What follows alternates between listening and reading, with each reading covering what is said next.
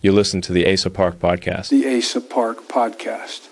We don't touch playlisting for any of our own artists anymore. We've just found it to be kind of counterproductive. We're like the ad strategy is very much the way we think of it is, someone's going to see an ad, they're going to hear a song, they're going to enjoy that song, they're going to click, I want to listen to this. Then they're going to have to select the streaming platform. So they're going to have to then click that.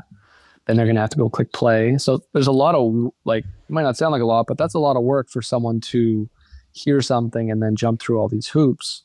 So we're bringing in essentially a fan, or maybe even a super fan at some point, to be willing to do all of those things. And yes, they're more focused on being a fan of the song and not the artist, but that's a much easier person to convert than someone who's never heard it. So we think of it in that way. And so, another way to look at these is like the streams per listener of someone who's converted from an ad might be like a 2.5 or a 3.0.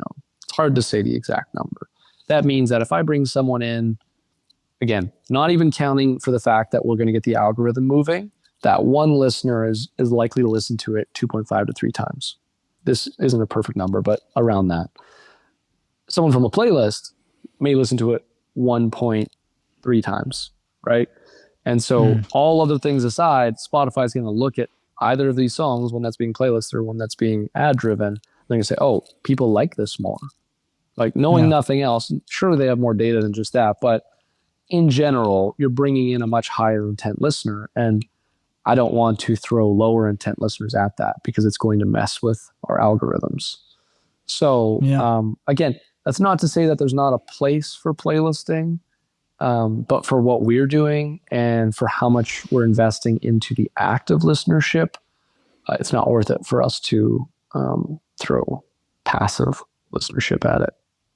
No. And would you recommend, for example, myself, would you recommend to go the same route that you've done, like skip playlists? That's a different era now, and Spotify will punish you if you have these passive listeners that you're mentioning, and it's much more valuable to get the active listeners, because in order to really take over, you have to get help from the big Spotify algorithm, I'm guessing.